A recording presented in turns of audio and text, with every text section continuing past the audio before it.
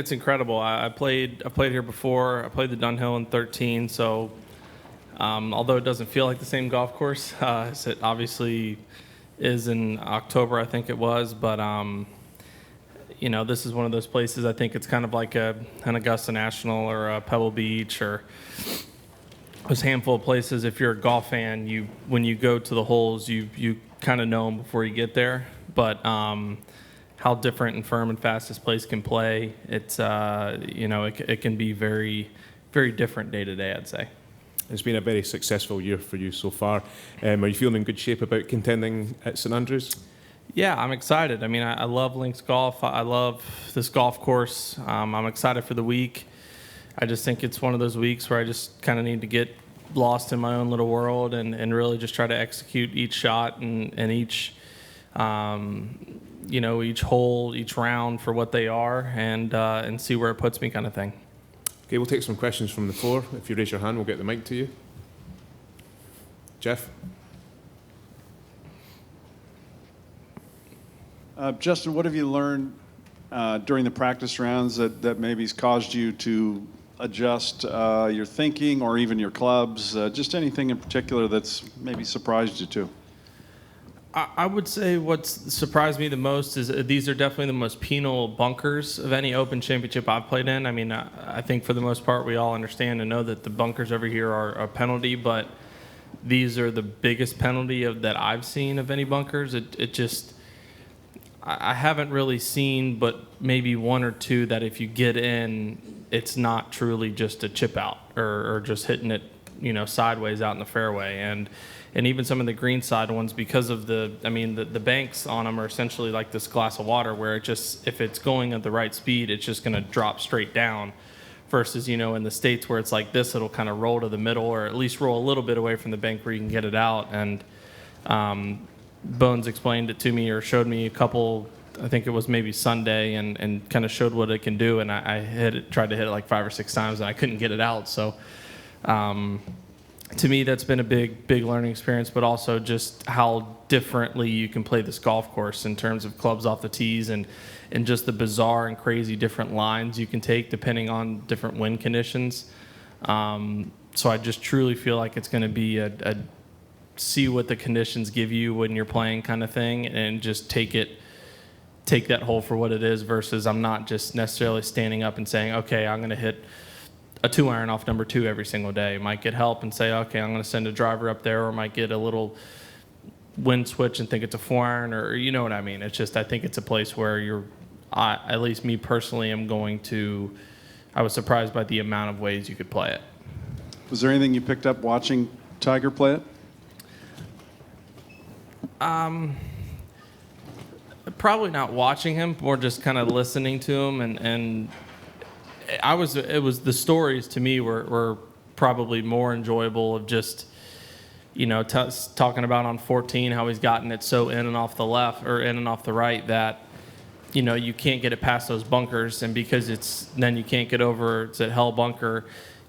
He was talking about, I think it was playing with Langer. He would just send it over short left of the bunkers and then hit, a 2 or 3 iron up the fairway and then hit a 3 or 4 iron onto the green. So it's stuff like that, or hitting. He said he's hit 3-wood on 11 before, a hole where if it's downwind, we're probably hitting 8 or 9 iron.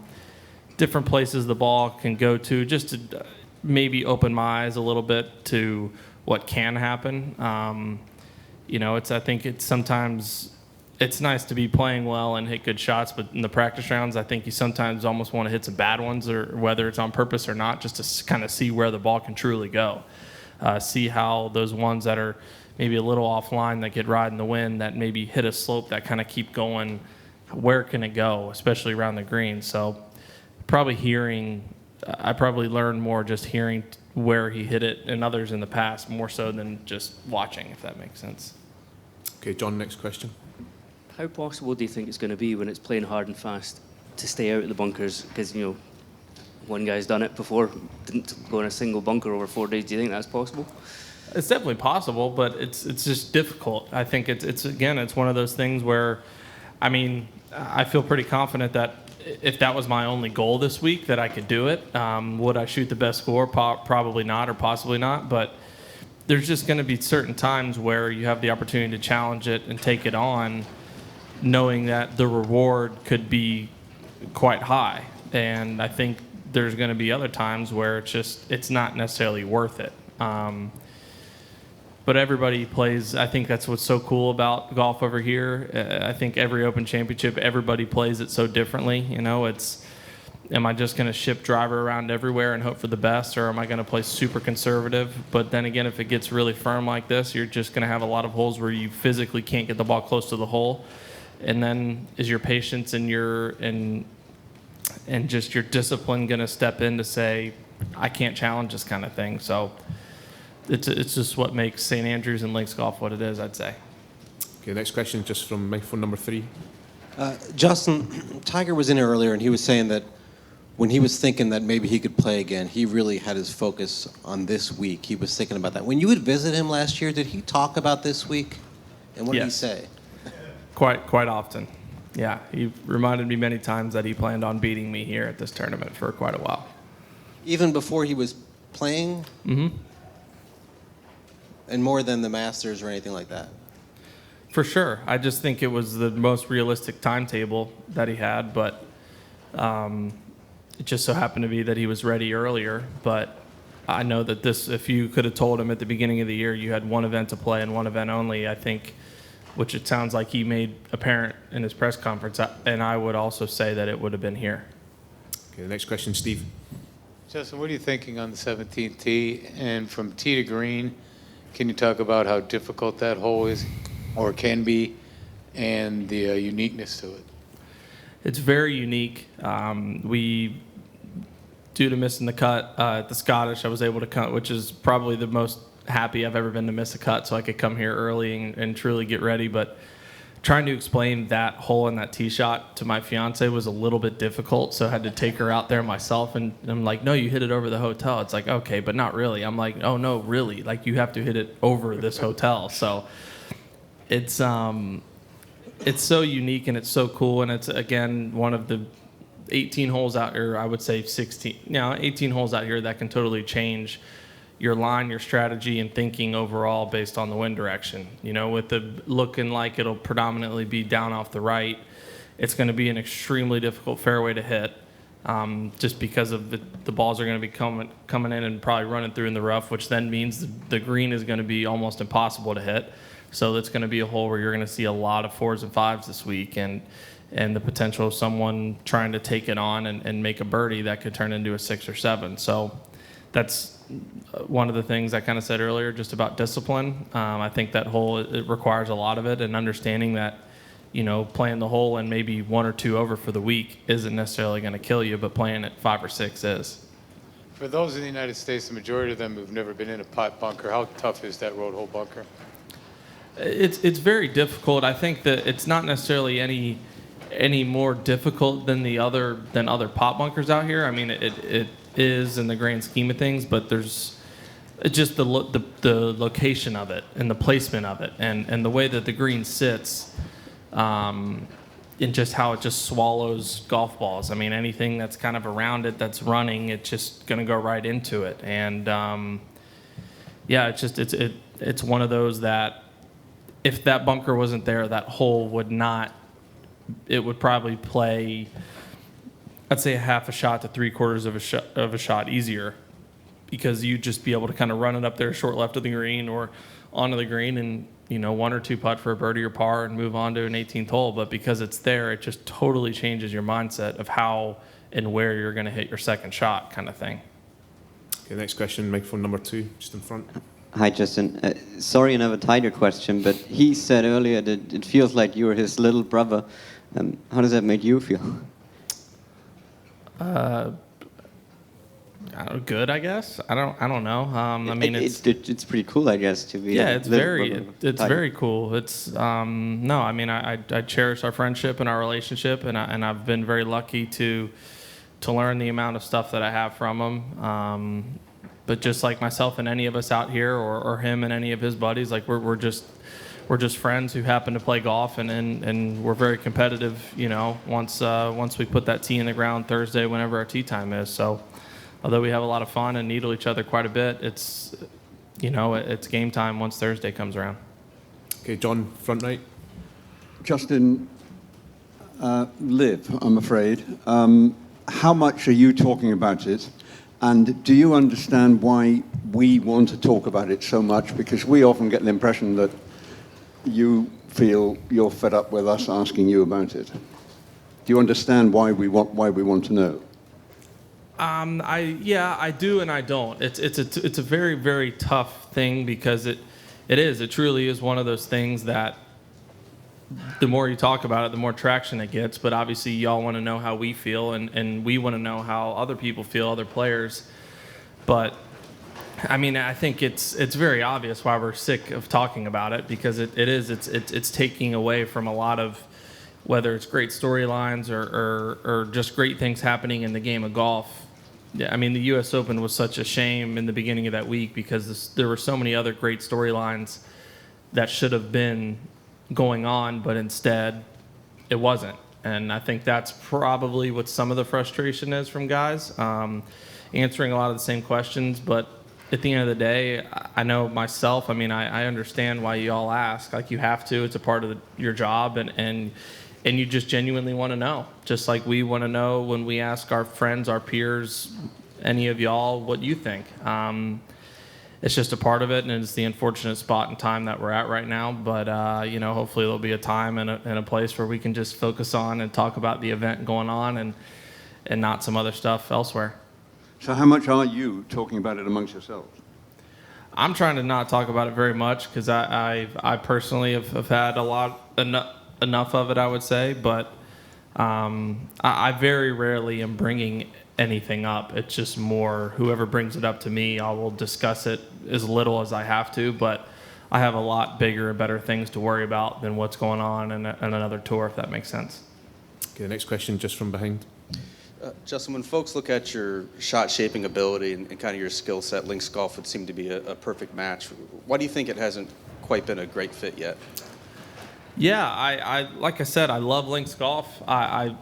I get so excited and have fun every time I play it. But yeah, I mean, my links golf record speaks for itself. I mean, I've played terribly over here. It's not hidden. I can't fake it. I mean, I played really, really well at Portrush. I just had a bad finish. I got kind of caught in a little squall there on one of probably the worst hole on the course to be, and tripled to where, keep me from a top 5 kind of thing. I've played well at the Scottish Open, obviously didn't last week, but I mean, a lot of it is just me understanding and getting used to, I think, just the conditions and understanding that it's not, like I said earlier, it's not the same as the States to where it's like I'm going to hit this or this off this tee pretty much no matter what. It's like if it's into the wind, it's this, if it's downwind, it's that. And wrapping my head around that, like the first hole might be a 6-iron come Sunday afternoon if it gets firm and gets downwind, or if it gets into the wind, it might be a driver, or this is a birdie hole most of the days, but some days it's not. And I think to me that's been something I've realized, and something that's hindered me in past is that I just kind of I see par 5 I see a 5 on the scorecard. It's a par 5, and my mind immediately thinks like, let's try to make 3 or 4. Whereas 5's going to end up beating the field in terms of an average. So I think that's a lot of it. I think it's harder to chip over here. It's harder to create that consistent contact and spin to get it. A lot of those chips that maybe go to 1, 2, 3 feet, go to 7, 8, 9, and statistically goes from all up and downs to not getting them all up and down. So it's little things here and there. I feel confident that I will have more success in the future, and hopefully it just starts this week. And just real quick with a follow, if I can. Will Zalatoris was just in here and said he's written down more in his yardage book over the past couple of days than he has in his entire career. Are you along the same line of thinking with that? Not the most I ever have, but I'm writing a good bit. I'm relying on Bones a lot, to be perfectly honest. I mean, he's been here a lot. He knows this golf course. He knows the lines. He understands different places to hit it. He's seen it in different conditions that I haven't. So, I've told him before, and I'm not putting pressure on him when I tell him this, but I'm just being upfront, like, hey, dude, I'm going to rely on you a lot this week. Like, I'm asking you because I either don't know or I just want your genuine and honest opinion. It's not a, you have to be right kind of situation. If I felt confident and I knew it was right, I wouldn't be asking you. So I think he's going to be a big help for me this week, and I'm just excited for kind of what we can do around here. Okay, next question, front right. Justin, you've spoken a bit about the bunkers. Have you had a particular horror story out there this week? In bunkers? Yeah. No, I mean, I just had that, I think it was Sunday, Bones dropped some balls in a bunker just really close to a lip where a ball could go to see how it was. And, yeah, I mean, I think like 3 or 4 times in a row I didn't get it out, but no specific bunkers or anything else other than that. Okay, the next question is the far right corner. Justin, you mentioned Bones there, and you've talked about it a bit more. How is this a week when he earns his money more than ever? And based on the weather conditions that you've seen and hopefully what's coming at the weekend, where do you see the winning score kind of falling? I'm terrible at guessing winning score, so I wouldn't ask me. I mean, I think you just look at history in this event, and I would say it's going to be somewhere in the 12 to 16 under range. I mean, it has the potential with it being, it looks like, hopefully sunny-ish and warm, knock on wood. But you just never know. And I think although it could play shorter if it's firmer, it's going to be a lot more difficult to keep the ball in the fairway, which would then make it more difficult to control it into the greens and get the ball closer to the hole. So, I think scores over time, they've held their own at a lot of golf courses. Now, if we got this place very soft and no wind for 4 days, just like the tour would have 15 years ago, we're going to shoot low mid 20s, but I would guess somewhere in that 12, 16-ish under par. But sorry, in terms of your first question, I would like to not think or hope that I'm going to rely on Bones more than other weeks. I would like to think that I rely on him the same every week. I just might ask more of him other weeks, if that makes sense. Okay, there's 2 final questions in the room. We'll take them. Number 3 at the back. Yep. JT, being a kid who's honed his skills in the American South, obviously such a different world of golf. What were your first thoughts and impressions when you came here for the first time and first time you laid eyes on, there on 18 in the road hole and everything that makes this place so magical? What was that feeling like? What were your thoughts, if you can recall? I don't recall a lot, but I remember thinking how cool it was. It's just one of those places I've seen on TV so many times and seen the golf shots, seen the tournaments, woken up at 4 a.m. so I could watch it on TV. I don't know. I mean, I don't, like I said, I don't remember any specifics of like getting here and like, wow, I can't believe that this was like that or this was like that. But I just remember having so much fun playing here. The first time I played, it was terrible conditions. My dad and I came out in a practice round for the Dunhill just because if it was a day like that at home, we would never dream of playing golf. But over here, that's very possible. So we figured it'd be good to go check it out. So my first experience of St. Andrews was in very, very difficult, brutal conditions, but it was still fun to get out there and go see it. What year was that, and how old were you at the time? 2013. The Dunhill Links was my first time playing. So I hit driver 6-iron into the first hole. So that's how long it was playing. Okay, and the final question just to the right here. Yeah, Justin, just looking at social feeds over the last couple of weeks, you, Jordan, some other guys have played a lot of golf in the UK and Ireland, obviously courses that aren't necessarily going to host opens, but popular courses. How much of that is prep for the links golf, and how much of that is just buddies trip, taking advantage of courses out here, and do you have any favorites? Yeah, I only played one extra course in Tralee. I would have loved to play a bunch more, but just when the timing and when we were here and whatnot, didn't have the opportunity. To be perfectly honest, if we couldn't get into our hotel room early here this week, I was going to go try to play a bunch of places, or not a bunch, but,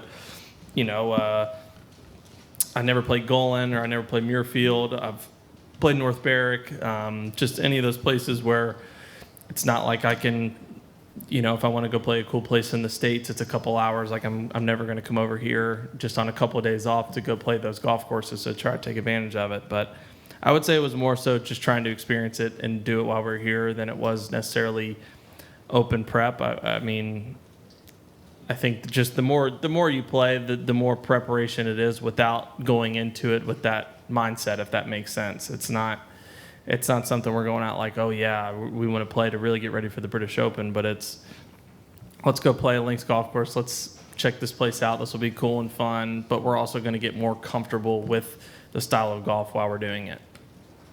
Okay, everyone, we'll bring things to a close there. Justin, thank you for your time and best of luck this week. Thanks. Thank you. Mm-hmm.